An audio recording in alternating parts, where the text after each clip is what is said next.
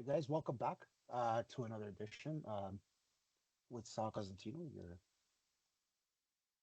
it is April 29th, 2025, and I am your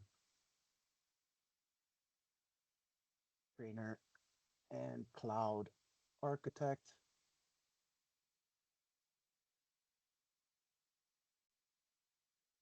So, Cosentino.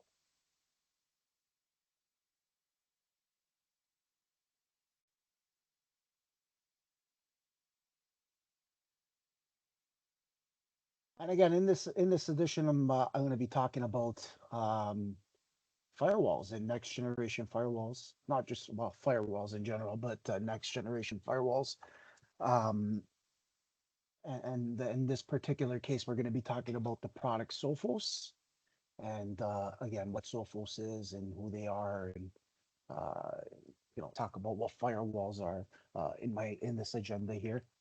So I'm going to be talking about a few things here. We're going to be talking about what is Sophos, what is firewall. We're going to get you to sign up for your first Sophos XG firewall demo account. They give you the default name and password, and then get you to sign into your demo and log in. Again, the default username and password is same for everybody. It's not a password that you create. This is just a demo password, right? So we're going to be setting that up here, for example,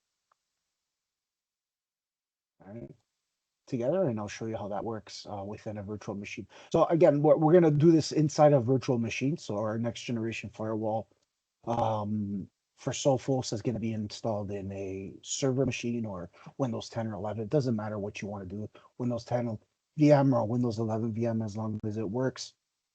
We're not going to be using the features within the server itself, but you can also install it inside a server if you want. And again, I think what I'm going to do is uh, get you to create a new virtual machine.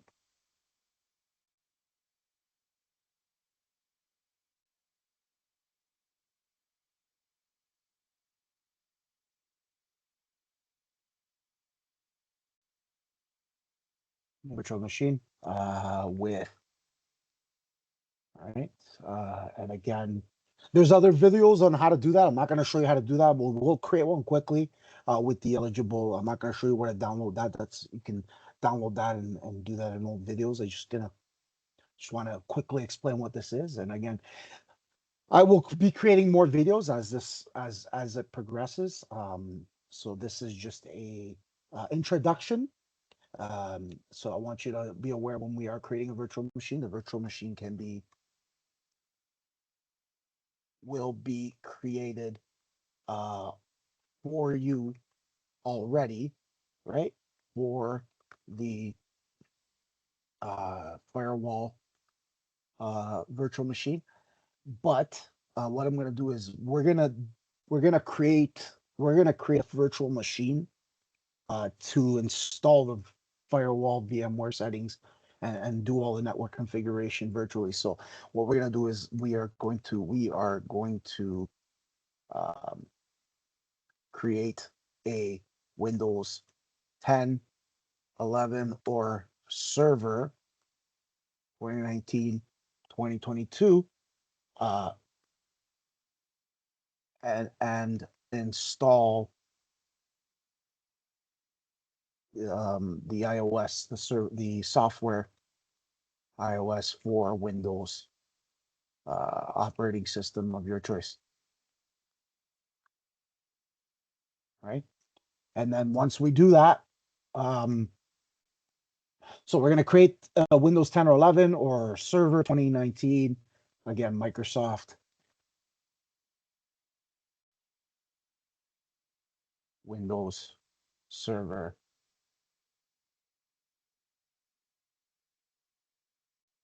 2019 and install the software iOS. And that software iOS is can be downloaded from Microsoft vendor website. So we're going to be downloading the free evaluation.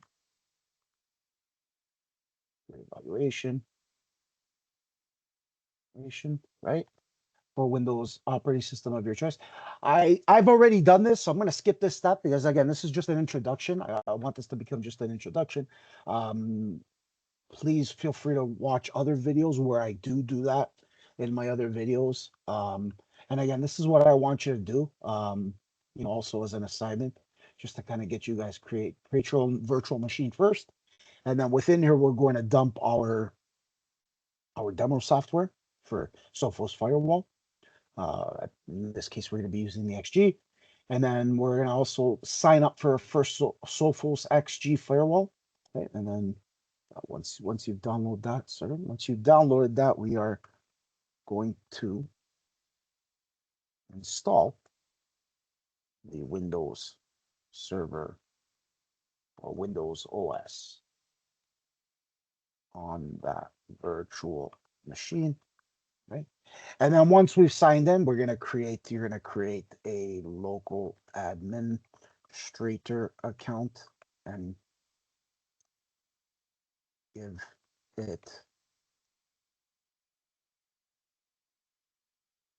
it a password.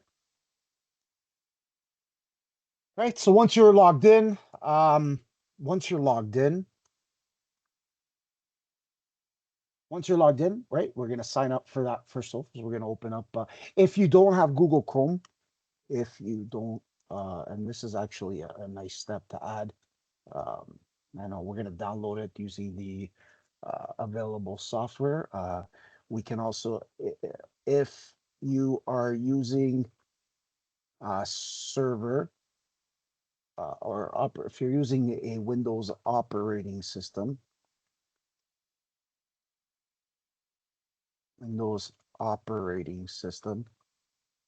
please ensure that you have Microsoft Edge or Google Chrome installed on it to browse the internet. So again, this is when we're gonna sign up, and we're also gonna get the demo account. I'm gonna show you where to download that. We're gonna copy the default password, username and password. You're gonna sign into it, and we're gonna start the demo login today. So again, we're just gonna go through down the list, and we're just gonna basically talk about a few things here. And again, it's Sophos. Well, so Sophos is a company, right? As a company, right? Not a brand, it's a company. Well, they're a branding company, right? So um, they're basically a British security software uh, company and also hardware, right? Where they develop and market different operating systems and software, right? So um, they started, it was a private company that started, it was founded about 40 years ago,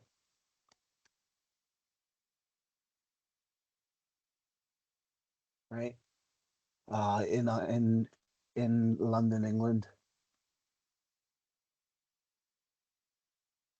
And there was subsidies, their subsidiaries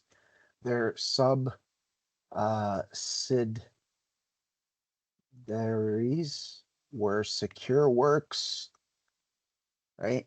And again, they've been around for a long time. Their founders now are two partners. You have Jan Pruska and Pete Lemire. These guys first began producing the first antivirus. You know, Founders um, produced its first antivirus and encryption products back in the mid 80s, mid 1980s. So again, they developed and sold a lot of security technology too as well. So they basically they sold half their business in 2010, 2011. They were acquired by different businesses and partners such as Apex and Utimaco. Sorry if I'm mistaken that, but if you guys heard that as well too, Utimaco Software AG. Um, so again, they've been kind of migrating and plans and announced their plans to raise different types of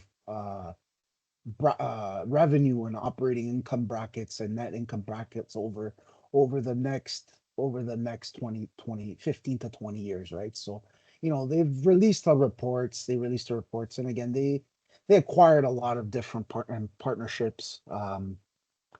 They became an independent company when it was sold to the different capitalists and financial companies and whatnot. But again, they grew up and they started building these new different products, right? And these different products, like again, like SecureWorks, right? Which was almost last year they were bought out, and now they're owned by Dell. You know, where they focus on extended detection and response, right? So they acquired that back 2 months ago, and they're actually combining a lot of software antivirus, hardware devices, appliances, computer viruses and firewalls, right? So they're basically, you know, they've they've evoluted on to become, a multi-billion-dollar company in about 2 years, right? So it is a big company. It's a well-known product. Again, there's different types of products. I know, again, the Gardner Pure Insight ratings, right? Based on their Gardner's Pure Insight ratings for almost, see if I can get out of this reviews here. Let's see if I can type that in. So if we look at Sophos, we talk about network firewalls. From transitioning to hybrid mesh firewalls and cloud firewalls review. You're looking, obviously, you have your Fortinet, which is a great company, Palo Alto. These are companies that have revenues of billions of dollars, and different Checkpoint, also different Palo Alto. And here's Firewall. This is one of the greatest customer choice review in 2024. It now focuses on advanced cybersecurity solutions. Their main focus is to kind of deliver that range of technologies that include the XDR and the MDR. They also include different types of endpoint securities, for endpoint protection, network securities such as email security, cloud security, and different security devices. That's actually one of the best. There's also Cisco Secure Firewall, Cisco Meraki X, which is well known. Meraki products, USG, which is your Hawaii Unified Security Gateway. They also provide ICT solutions, Sonic Wall, which is an old product. These are one of the best in the business. Firebox, these are all huge. Juniper's huge company. A lot of these enterprise companies will use Juniper systems or Barracuda, or especially Cisco based Palo Alto. Palo Alto is one of the big, but if you look at Sophos itself and what Sophos does in terms of next generation firewalls and securing firewalls, it's pretty up there, right? It raises the point. It's actually 4.7 in a rating system. So, it's a great product to use. It's one of the leading, I'll go back to my notes here. So, a leading cyber security company that provides a range of security solutions, right? So, solutions for both homeowners, right? Like for homeowners and labs, and businesses, right?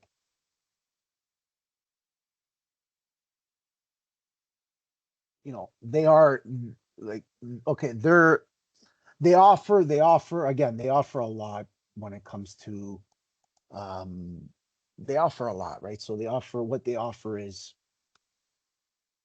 get another slide here. Right? And what does Sophos offer, right? And again, when it comes down to what they offer, they offer a bunch of things like endpoint protection, right? And what is endpoint protection, right? Like you're protecting against malware, ransomware, um, other threats that are on your computers or laptops and servers, right? So again, these are some offerings that Sophos offers. Again, all companies offer different services, and what Sophos offers is part of what they offer is also part of their endpoint protection is their endpoint security, right? So and then they also offer network security.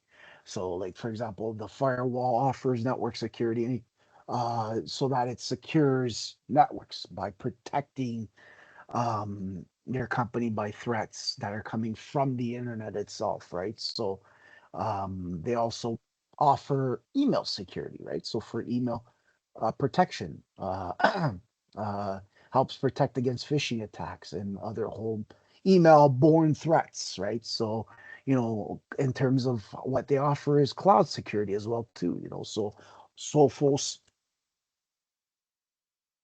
has a cloud solution, a cloud security solution that helps your company organize and also manage and also secure your cloud environments and their cloud environments, right? So when we talk about endpoint protection, we're talking about also security, right? Endpoint protection and security is also security. It's the same thing, right? We also talk about network security and network protection.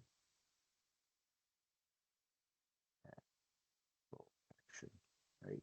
We also talk about email security, right? Which is also important, email security.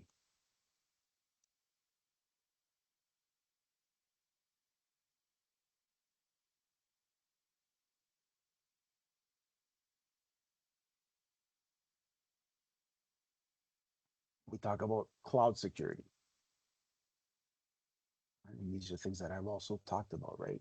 Um, so understand the differences between the two, and again, also with cloud security and protection. Um, they offer managed security services, right? So they offer your own services.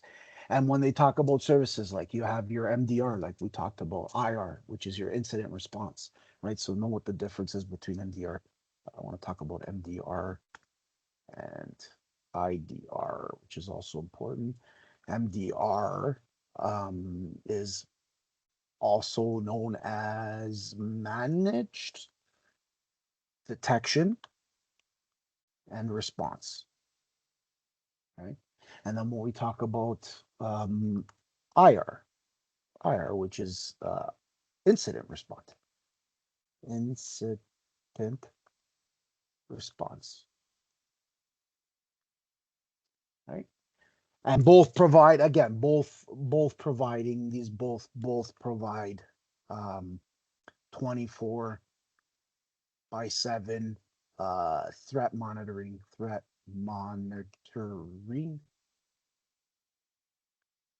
and response, right? So again, it's important across the board what you're doing and how things are offered and whatnot. But when we talk about the different managed cloud-based threat detections, and then that's another thing. So there are some key components, such as endpoint protection, Intercept X, which is a company brand that they use.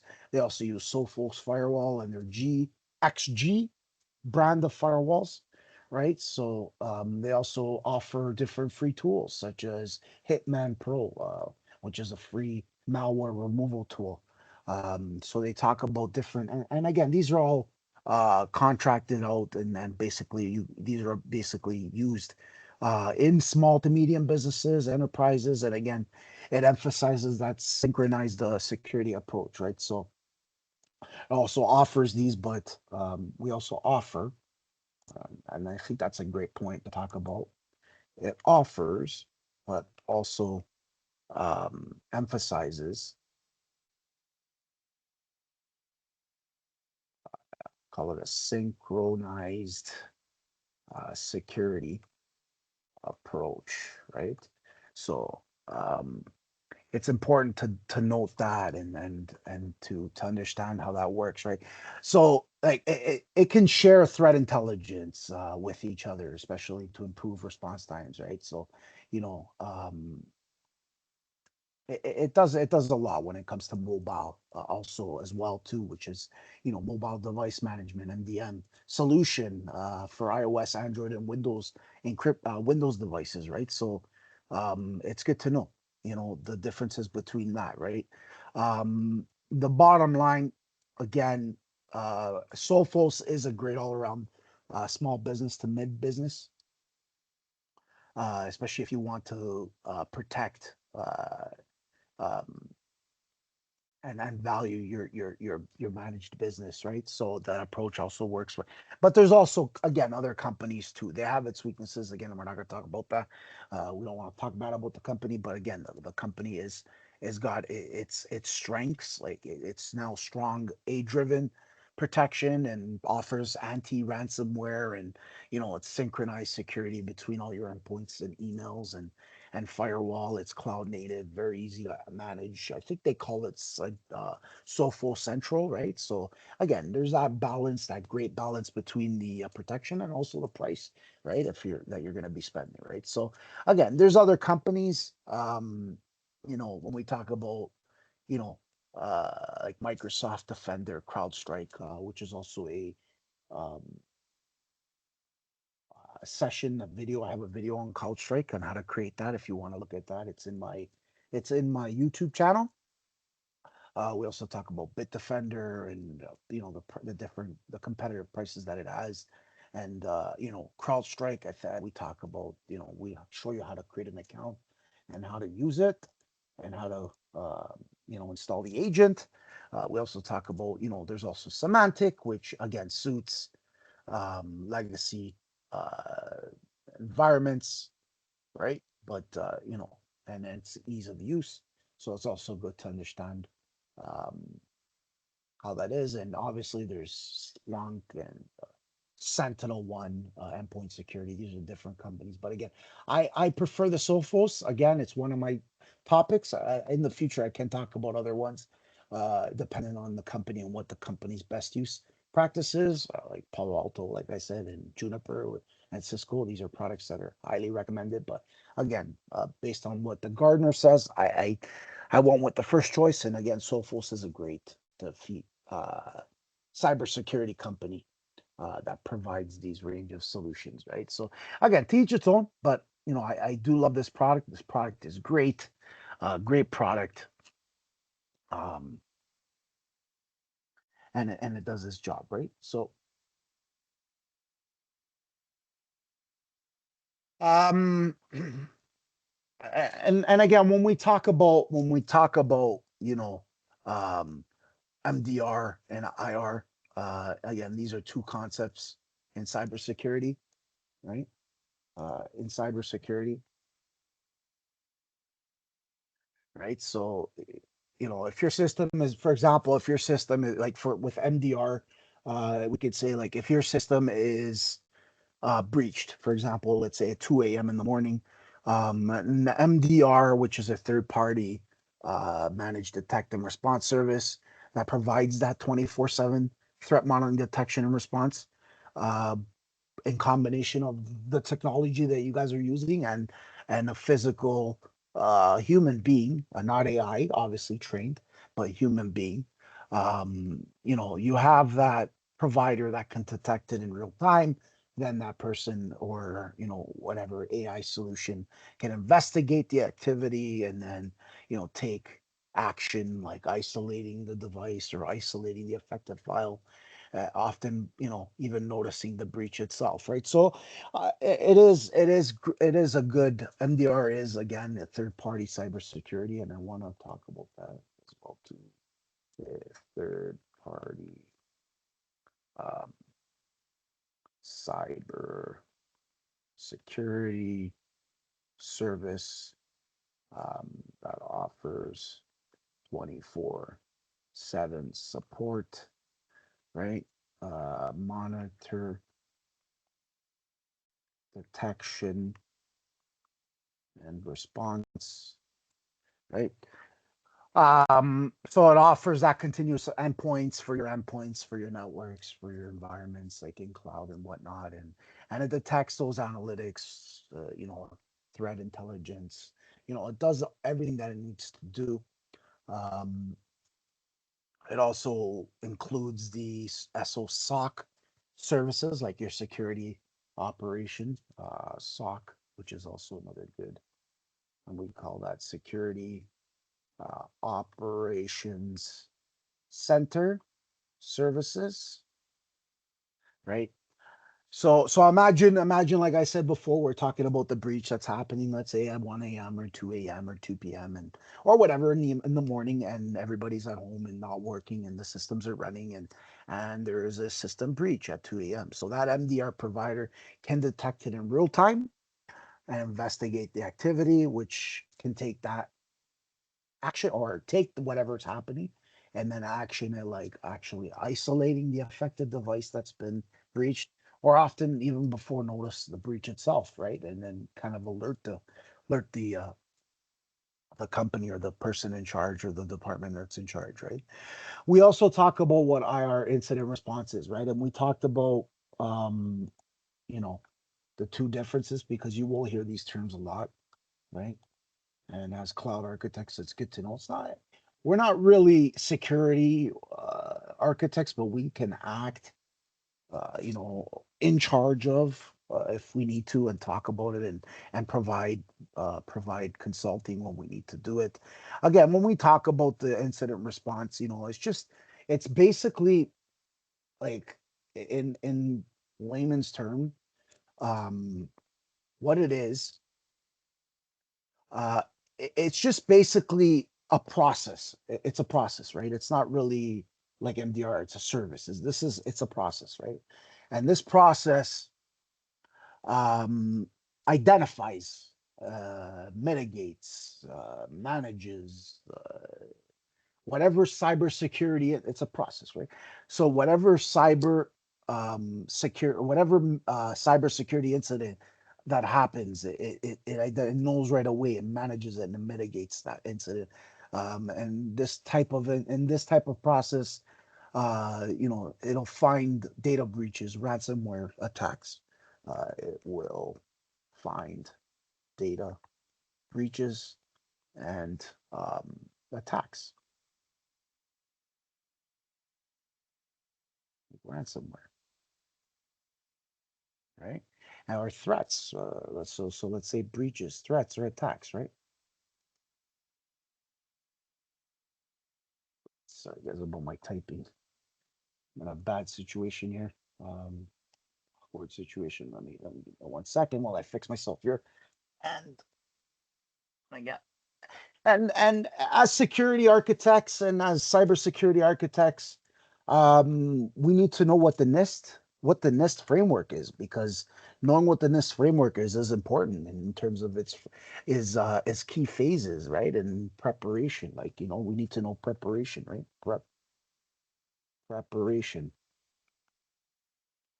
We have detection, right? Detection. We have recovery and containment, or containment. Let me see if I can make this a little bit bigger, guys. I apologize for that. Or what I can do is we'll do this. We will create this lab, this part here, and I'll create a new slide for you guys. We will talk about MDR and IDR. MDR, uh, IR. Sorry, IR, not IDR. IR. My apologies. Explained. Right. So again, and very, very, very, very, very important, right? So when we talk about these types of 24/7 threat monitoring, response, and cybersecurity, there is that MDR versus the IDR, right? So your managed detection and response versus your incident response, right? So when we talk about IR, again, let's review what we were talking about. We talk about the key phases based on our NIST. It's a process, you know, it'll find that data breach, data breaches or breaches, data breach or breaches, threats. It'll find those threats. It'll find those attacks like ransomware, right? It's based on a NIST framework, right? Based on a NIST framework, right?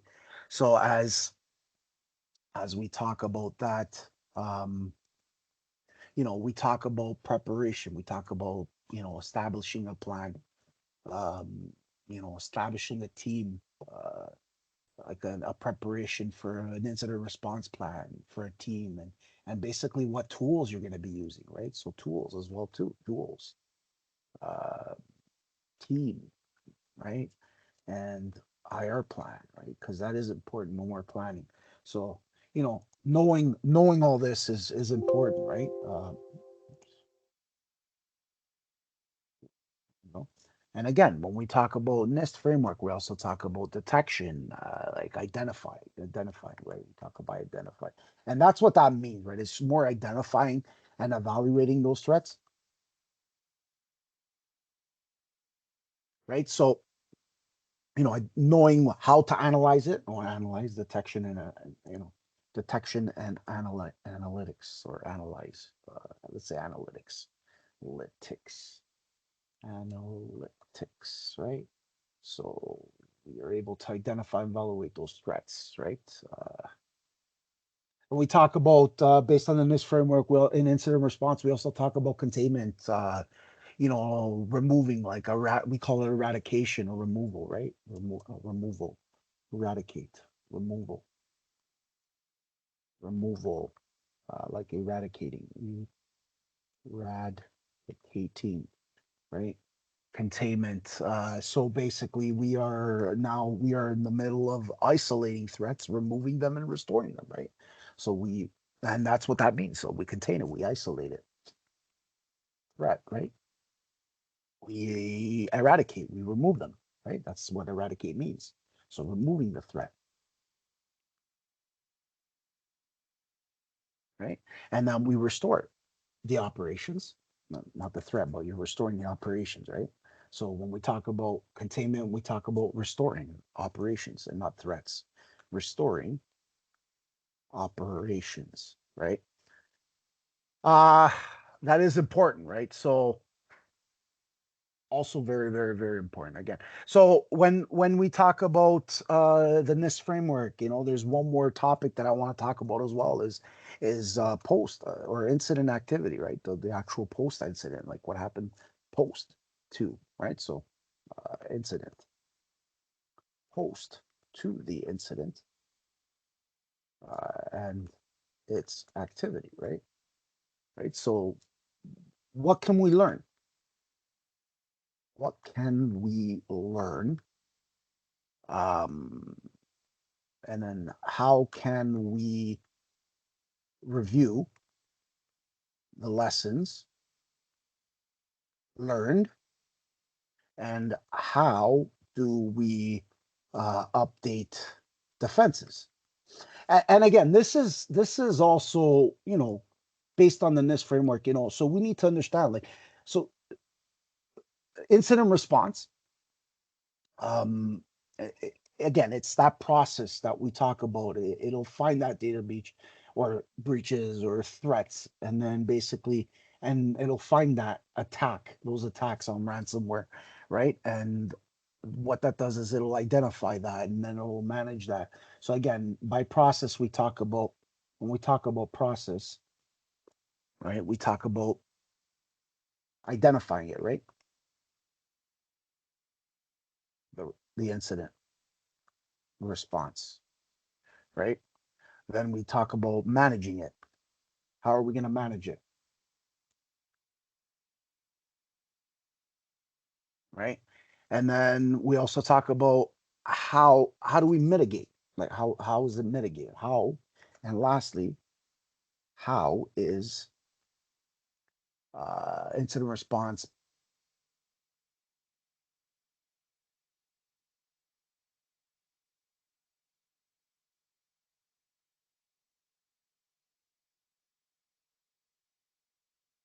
sorry, lastly, how, sorry about that, guys, how we mitigate.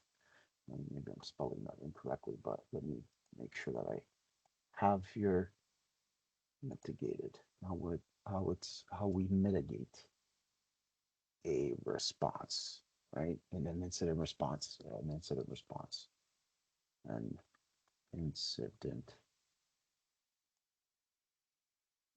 right? When we talk about mitigation, and that's also an actual important topic to talk about is when we talk about mitigation,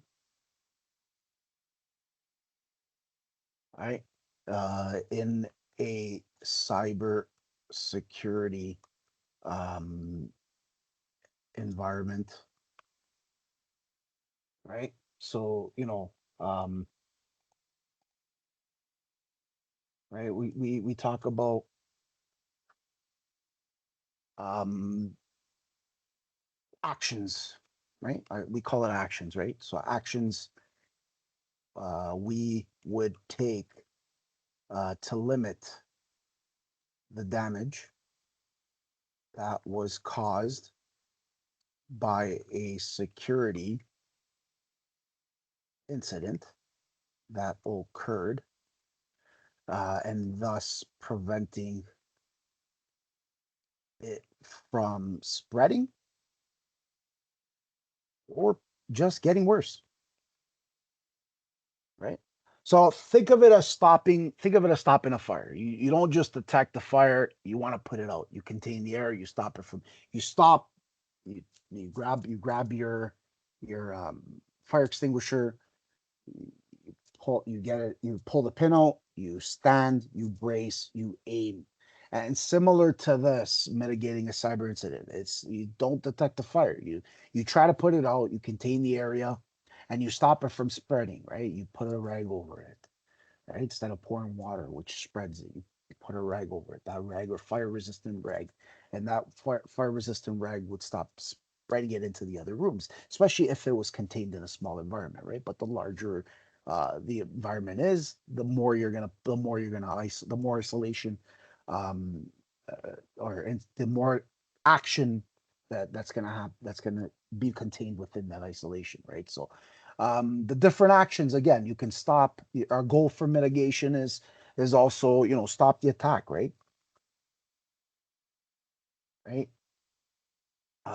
prevent further damage, right.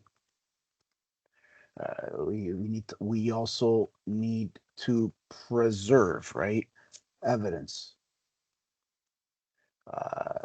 for investigating, right, and preparing for recovery.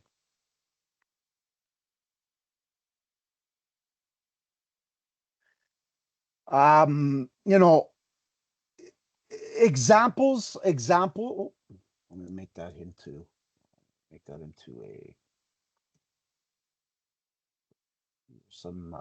some examples of our goal, right? Our goal. So preserve evidence for investigation, and then lastly for preparing recovery, right? And these are some goals, some goals of of mitigation, right? So mitigation.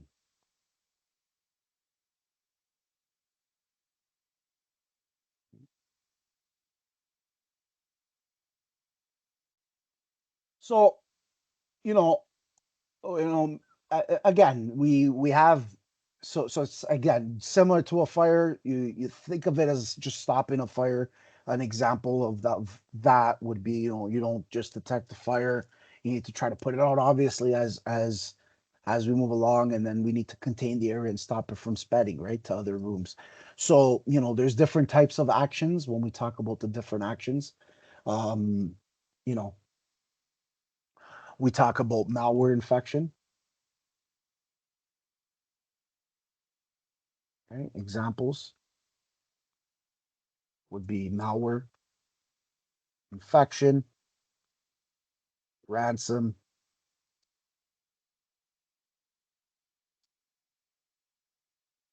attacks, phishing attacks, an H. Phishing attacks, like not the phishing where you go out and fish. These are actual phishing attacks, where alert where we can block malicious email domains and alert those users. And we also talk about DDoS, right? So we can use the firewall or anti-DDoS service to filter the traffic, right? When we talk about, and lastly, obviously, we talk about data breaches, right? Which is another important thing. And I thought I mentioned that, but I didn't. But again, this is just to, when we talk about reset passwords, close exposed access points, revoke accounts that have been compromised. So these are also very, very, very, very important, right? When we're talking about these types of examples. And again, it's just one phase of the incident, the IR life cycle, right? There's a bigger process, it's actually part of a bigger process. And when we talk about um, flow charts in a real world environment, pull up a diagram here. And again, we talk about one phase of the incident response life cycle. Type that in, and this is your incident response life cycle, right? Um, we look at different parts of it, right? In this phase, right? So we talk about, detect, right? When something suspicious is happening, right? We also talk about analyze, right? Analyze, which is another um, part of that incident response life cycle, right? And we talk about um, how we mitigate, right? How we can take action to stop it, and how we can take action to contain it, right? And then we also talk about the recovering phase, right? How can we fix those systems? Um, how can we restore those backups, right? And lastly, learn. And this is actually um, the one of the best parts and the final part of our incident response life cycle is learn, like what went wrong, what went wrong, right?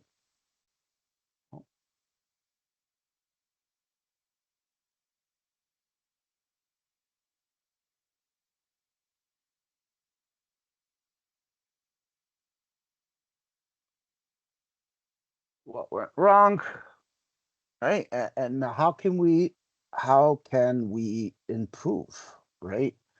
Defenses, right? So how can we improve those defenses, right? So um there is a flow chart of incident response, that we can look at different processes. But again, these are the mitigation is one phase of the incident response cycle. So again, remember that. But understand the detect, yeah, you got to know when something's suspicious detecting. So know when it's suspicious,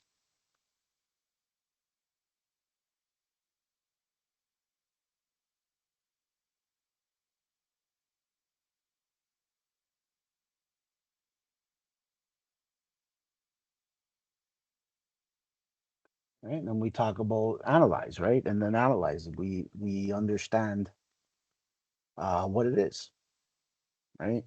And then we also talk about the three, which is mitigation, right? Or mitigate, right? We take action,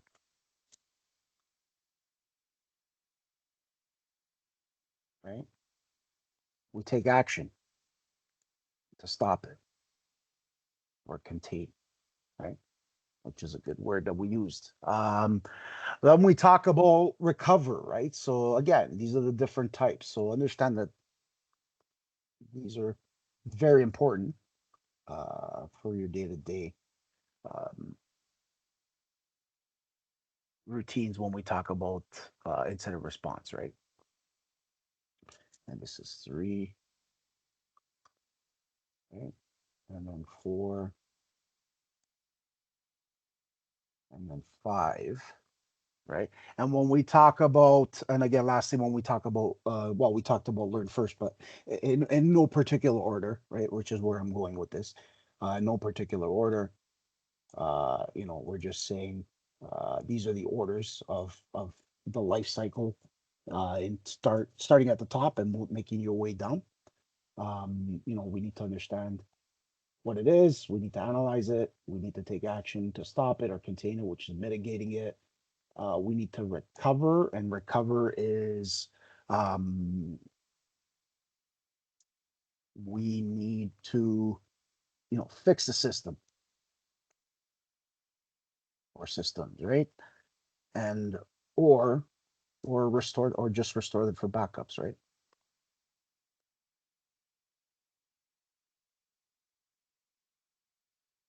So, and then lastly, learn what went wrong. How can we improve those defenses? And that's something you could take up, in a step-by-step approach. Um, right. So very important. Using different colors here, realizing it, but I'm gonna stick to the same color here, right? And again, this is important, an important step. Um, this color, okay.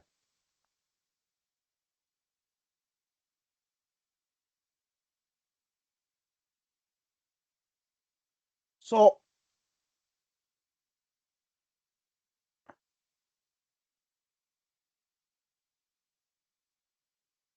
and again, and this happens in a down, you know, starting from the top and work your way down, work your way to the bottom approach. So that's what an incident response, or IR life cycle is. It's very important for you to understand that, because when we talk about mitigation in the cybersecurity environment, just an environment itself, we need to understand what that is. So this is based on incident response. So we talked about incident response. Let's create another incident response, or IR. And you'll see this a lot in our business as usual approach, or different approaches, right? So, those are important um, when you mitigate a cybersecurity incident, right? So you're taking action, like I said before, um, to limit the damage that was caused by security incident or breach, um, that occurred, and thus preventing it from spreading or just getting worse, right? So again, we talked about the fire incident, we talked about example I dot E. We talked about you know how, stopping a fire, right? And how to stop a fire.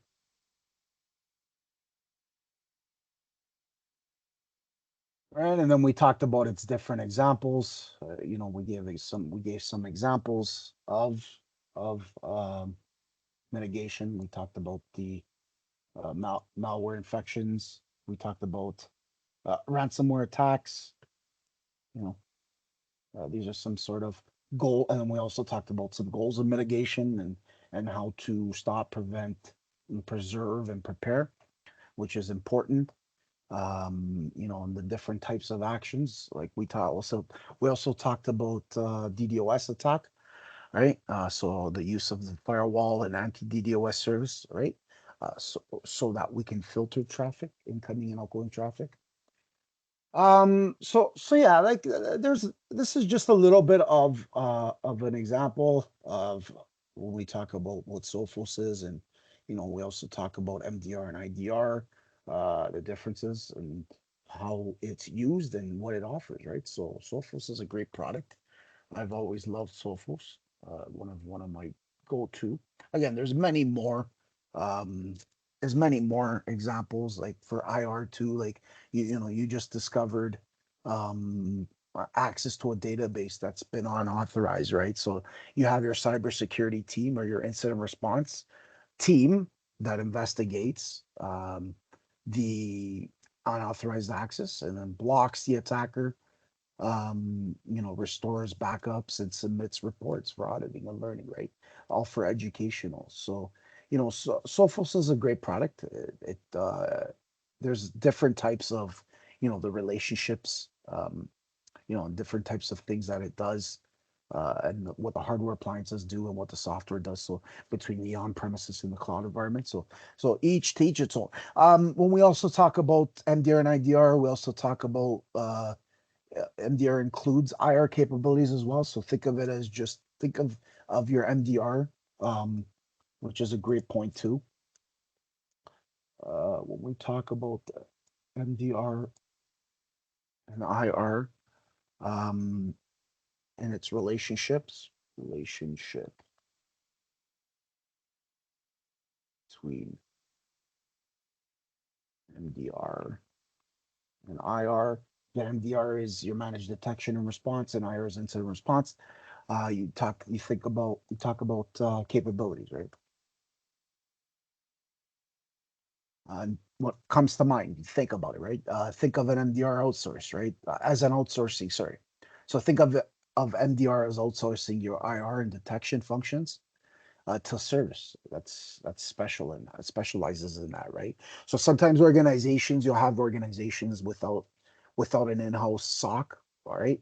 Mm, that sometimes often relays on those MDR, those third party um, cybersecurity services or for professional or read time, right? So there's also traditional SIEM and SOC. We're not going to touch base on that too much, but again, understand the differences, and there's different traditional SIEM and SOC setups and MDR setups. And if you are security architect or engineer, or system engineer or cybersecurity engineer, there's some great tables that I can send you guys later on. If I can grab this one for you so I can show you guys what this is. I'd love to show you this table, which is a great table. Let's see if I can grab it for you guys. Give me 1 second. It's one of the tables that I love. I'm going to use to talk about. Excuse me, guys. Apologize. I'm just going to put this table, copy it from my educational notes, right? And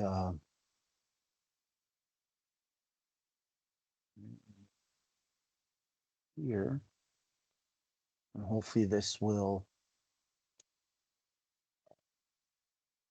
update quickly. So I'm just going to post it here for now. Hopefully that updates in a quick manner. There you go. So I'm going to cut this and I'm going to paste it for you guys for you to read, especially for the training environments, right? So we'll talk about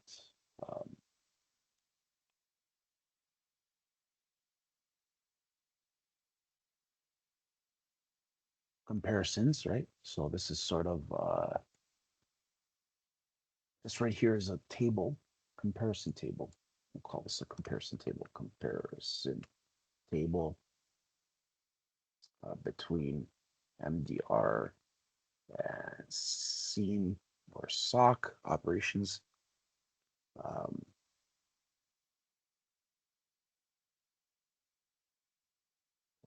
IR incident response setups by teams, by your team.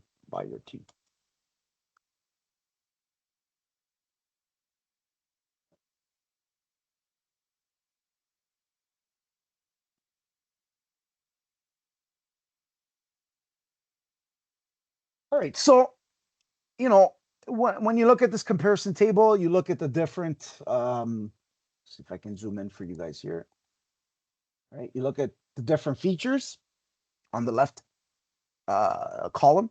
You have your deployment, your monitoring, your threat detection, your incident response, your staffing requirements, your cost, your speed of response, you know, and then how that's compared, these features are compared to your MDRs, how those features are compared to your SIEM or SOCs, which is your security info, event management and security operations center versus your in-house traditional IR team, which is, again, could be internal, could be limited, could be on call, different training, the different investigations, the different coverages that the tools are used for, the different control needs. Um,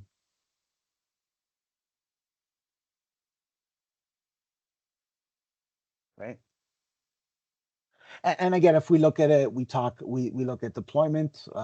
We in deployment we look at MDR as external and managed service for Siemens SOC.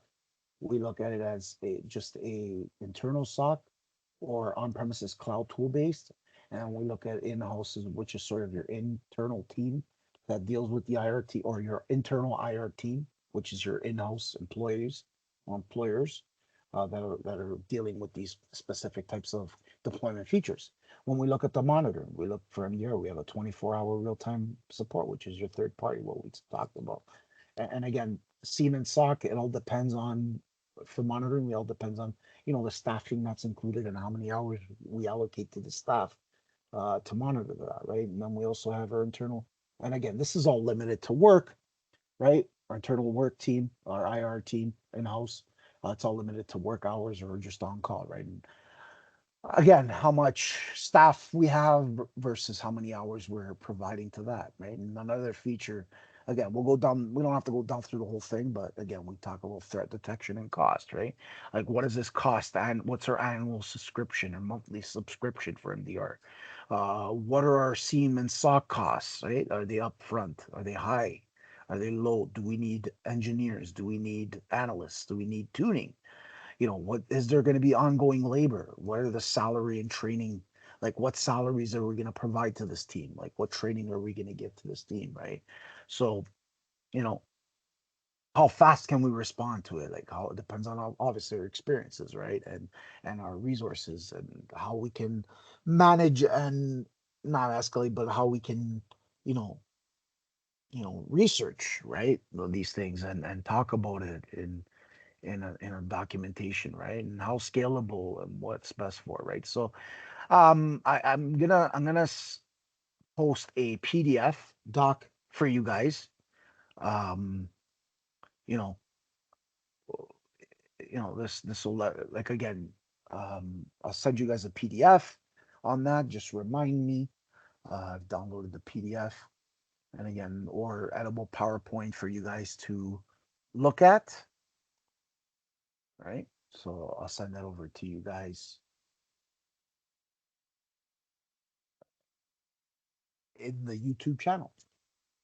And number two. So let's go on to number two, and this will be the last topic um, to talk about as part of the agenda, right? We're not going to create a new virtual machine, but I'm going to jump to the step 4 is sign up, and then we're going to end this session for today, and we'll reconvene for another session starting the first week or second week of May. So again, if you have any questions, or you're interested in learning more, or you want to see more videos from me, I'm looking for 10 likes or 10 to 20 likes and messages saying that you want more.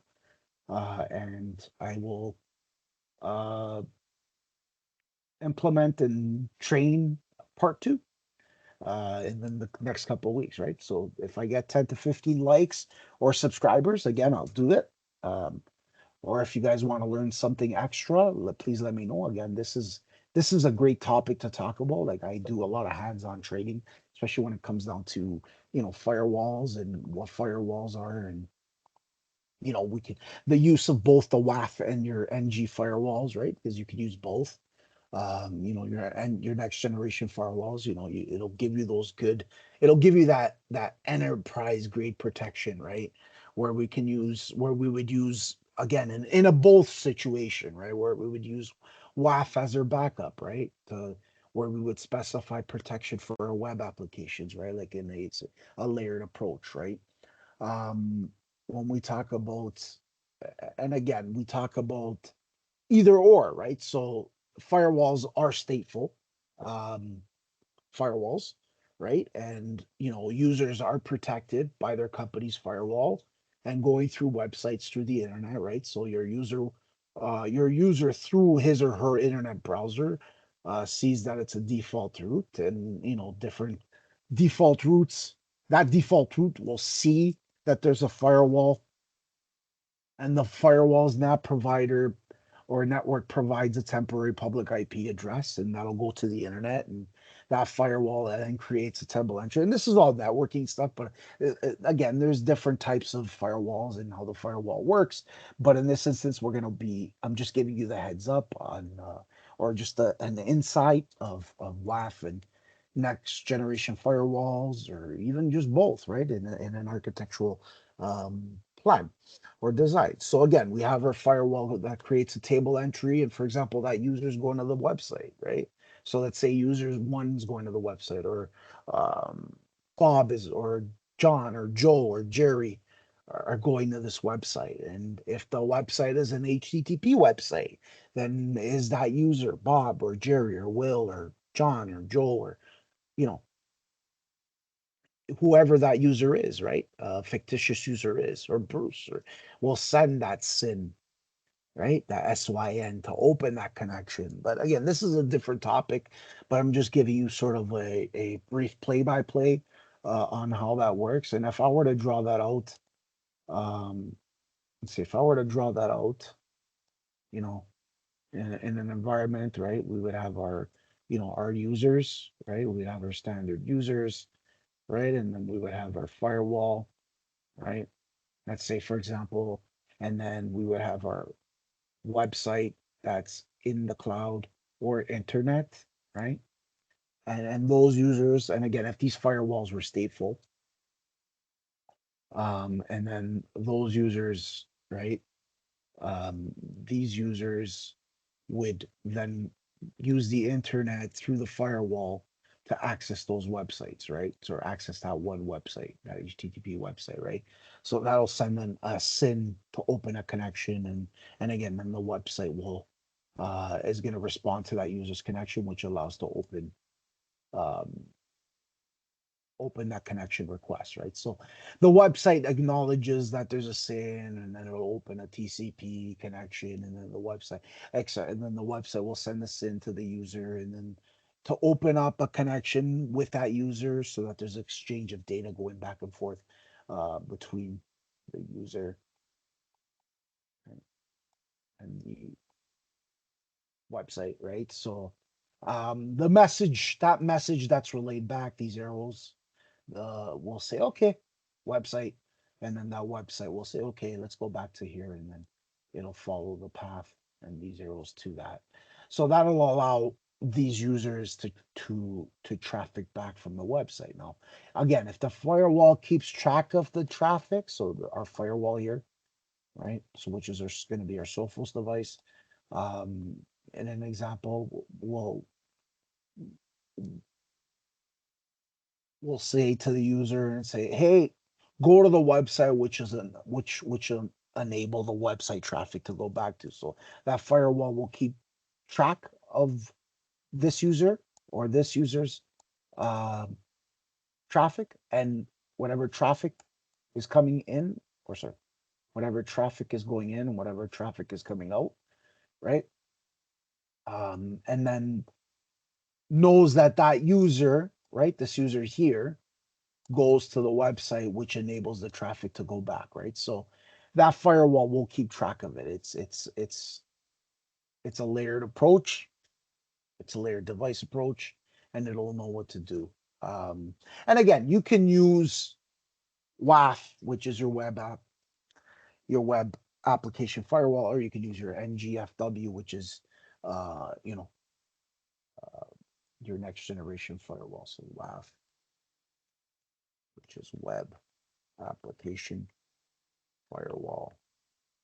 And then you have your next generation firewall, which is your next generation firewall.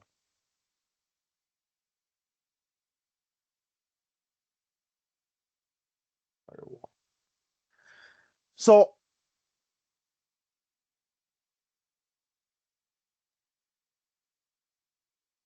that's that. And again, when we talk about firewalls, when we talk about firewalls, firewall is a network security system, right? So that network security system, this firewall here, let's say for example, this is our firewall.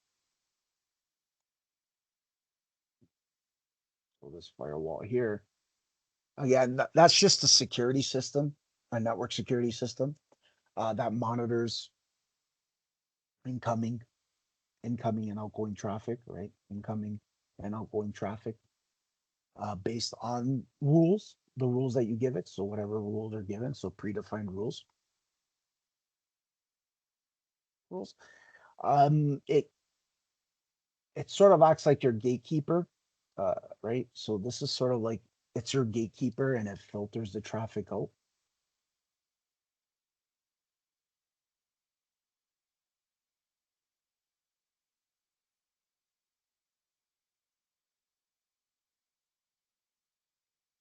And then by doing so, it only allows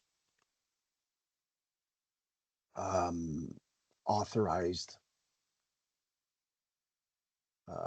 users, groups, devices in a safe matter of communication, right? Um, while blocking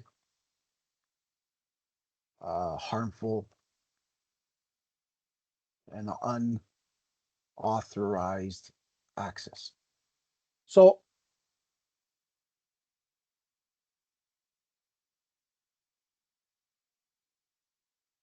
it's a little bit smaller. Sorry about that.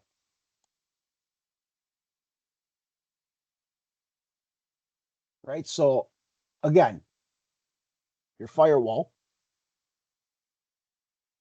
is your gatekeeper. It filters traffic out. It only allows authorized users, groups, devices, or devices in a mat or devices, and I'll close the bracket here, in a safe matter of communication while still blocking uh, harmful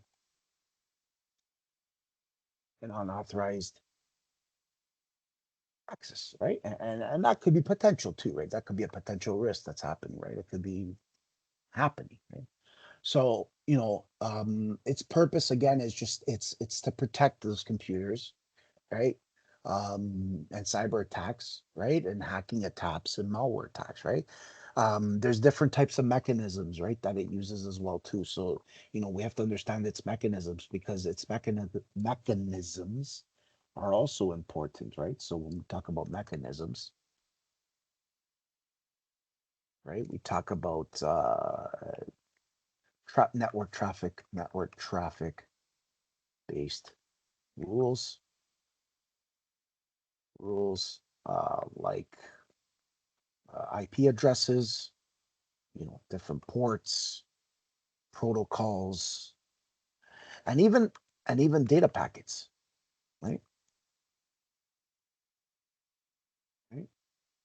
And contents. So, there's different types, and again, these are the different types of mechanisms, right? So, and then when we talk about firewalls, we also talk about the different types, right? We talked about two different types here, right? Right? There's network firewalls, right? There's web application firewalls.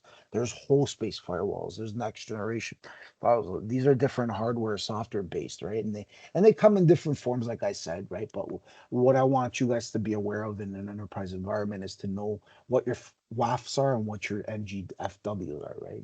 And how to design those, right? And what they mean, explaining it, right? Like so, we also talk about, which is also good. We also talk about this as well too. But again, you also hear host based, right? And what a host based firewall is, right? Because this is also important, right? So these are actually installed on devices, right? These host space,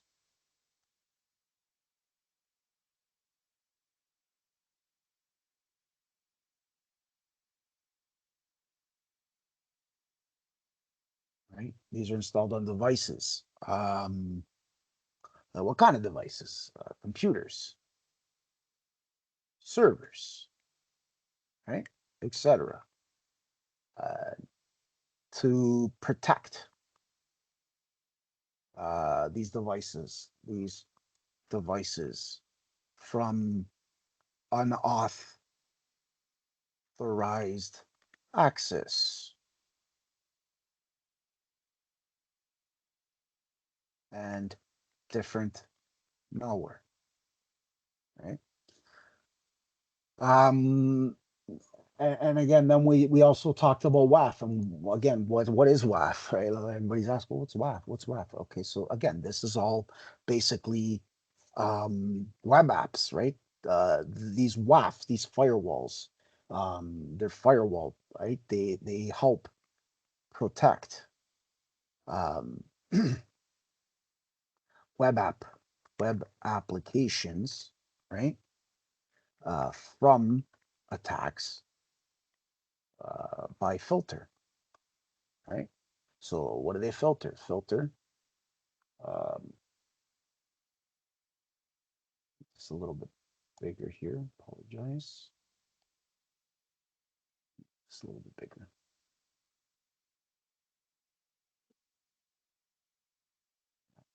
We need more space.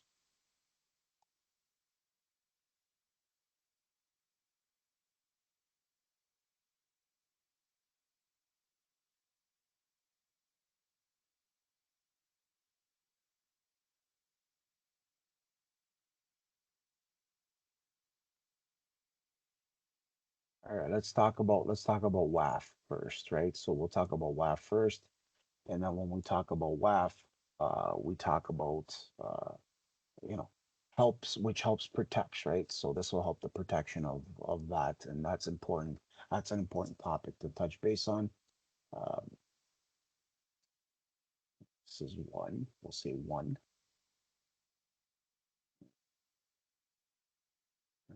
So this will help protect web apps from attacks by filter. And when we talk about filter, we talk about filtering,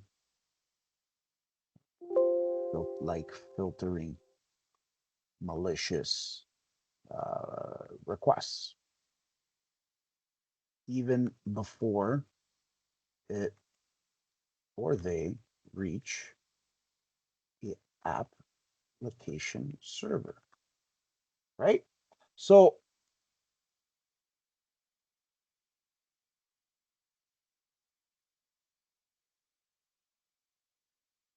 so again, that it's important, right? And then we also talk about the next generation firewalls and what the next generation firewalls are, and some examples are when we talk about that, we talk about Palo Alto, which is a great company, and then we talk about Juniper Systems, right? So we'll be touching base on what an NGFW is in another session. I will talk about that as well too, but for now, I just want to talk about what a WAF is and more. And I also want to talk about. We'll also hear about stateful inspection, right?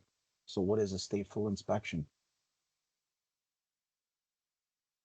right? So some firewalls which are stateful, right? They're known as stateful devices. Those stateful devices or stateful,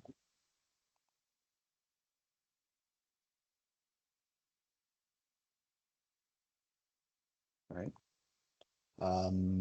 Again, they're meant for intrusion again with the modern site technology. Sorry, when we talk about stateful inspection, we talk about firewalls because they are known as stateful devices. And when we talk about stateful devices, we talk about the different strengths and the different weaknesses that it has, but again, no, strengths that it has for both the WAF and the NGWS, right? NGFW and the secure approach that it takes, right? So when we talk about stateful inspections, some firewalls do use that, right? So some firewalls use it. Stateful use it, right? Um, where they track um, the entire session of a connection so that it understands if the behavior is unusual or simply expected. And that's normal too, right? So we have to understand that that's also normal. That also, um, these are things that can happen. And again, when we also talk about firewalls, we also talk about network firewalls, right? And these are just installed at the gateway, right? So we also have our network firewalls, which is just something we need to touch also base on. All right, talk about that. Um, Give me 1 second.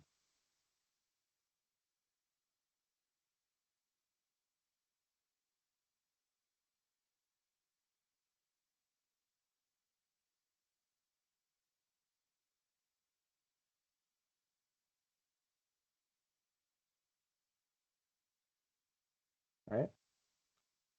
Right. When we talk about that, we talk about what a next generation firewall is similar to a network security device, right? So it is similar. So that there's you'll hear the word you'll hear the word network firewalls, or you also hear the word um, next generation firewall, right? Which is the same thing, network firewall or next gen firewall, which is similar to the same thing or generation.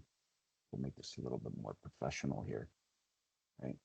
So you'll hear this very often, right? So understand the differences.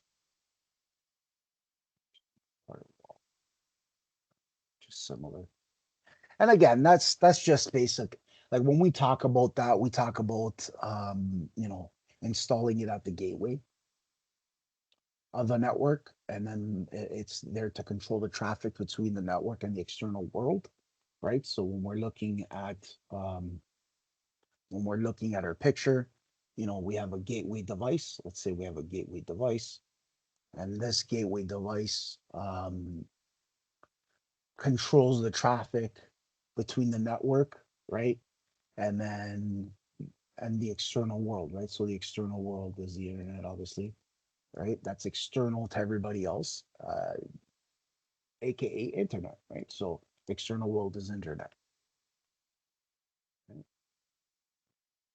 Say that that's what that is used for, right? So we can say that it's installed